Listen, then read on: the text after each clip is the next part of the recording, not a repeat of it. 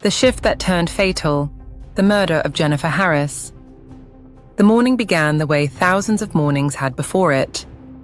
The fluorescent lights hummed, fryers crackled, orders stacked up on screens. In East Point, Michigan, the McDonald's on 9 Mile Road was already alive with routine, customers in the drive-thru, employees clocking in, a manager keeping the machinery of fast food moving forward. Jennifer Harris, a woman in her late 30s, stood at the center of it all. She had done this job for years, managed shifts, diffused arguments, corrected mistakes.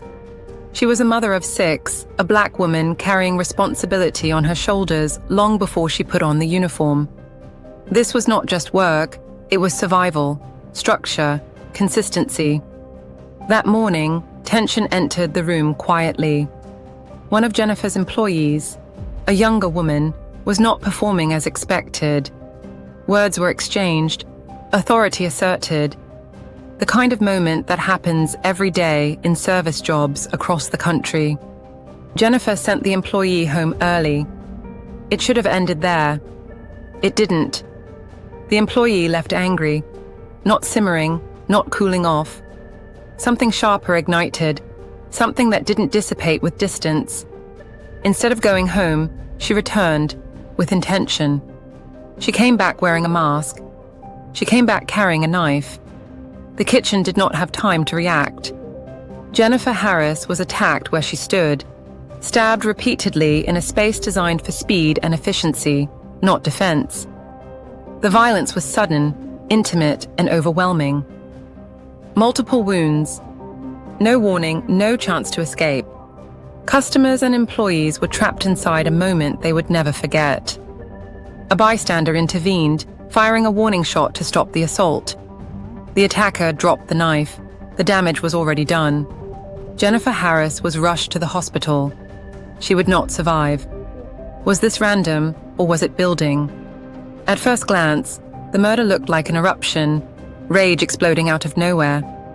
But investigators quickly realized this was not spontaneous chaos. It was premeditated. The attacker had left, retrieved a weapon, masked her identity, and returned. This was not a loss of control. It was a decision. That distinction matters. Police later confirmed the assailant admitted she intended to kill Jennifer. The act was not defensive. It was not accidental. It was not mutual. It was targeted. So the question became unavoidable. What had been building beneath the surface? There was no evidence Jennifer Harris had a personal vendetta against her employee.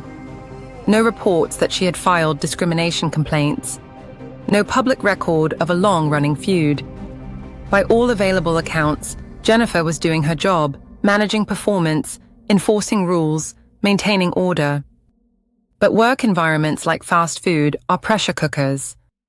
They combine authority, stress, economic precarity, and emotional volatility in tight spaces. For those already prone to instability, even routine discipline can feel like humiliation. And humiliation, when paired with grievance, can harden into something dangerous. Mind-splintering rage. Psychologists sometimes describe mind-splintering rage as a state where a person fractures reality into enemy and self, threat and survival. Reason collapses. Accountability disappears. Violence becomes justified in the attacker's internal logic. In this case, the signs align. The attacker had a documented history of violent behavior. She had reacted aggressively to conflict before. This was not the first time anger had crossed into danger. The difference now was access to a manager, to a knife, to a workplace with no meaningful physical barriers.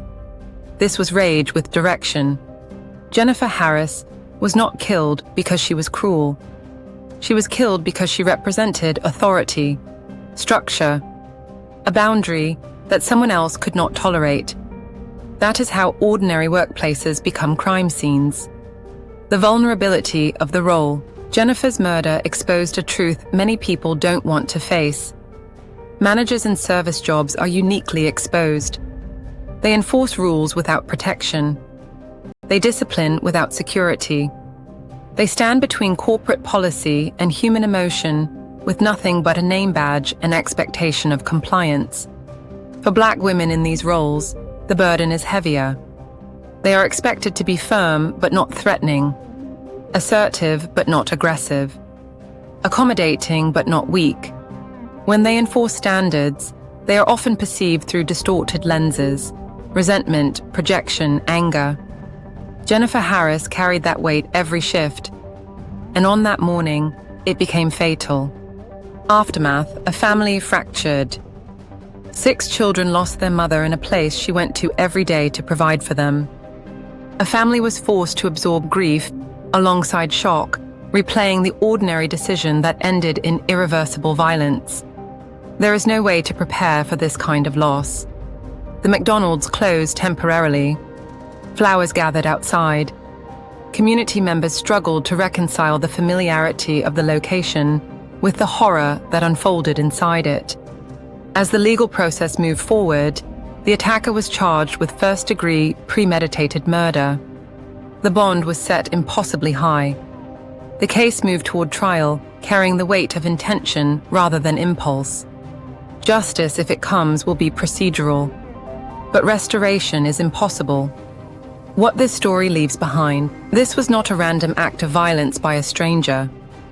It was not a robbery. It was not chaos descending from nowhere. It was workplace rage with a target, a decision fueled by grievance, entitlement, and an inability to accept authority. A reminder that violence does not always wear obvious warning signs, and that systems often fail to intervene until blood is already on the floor. Jennifer Harris went to work that day expecting routine. What she encountered instead was a person who decided that her life was expendable, and that decisions.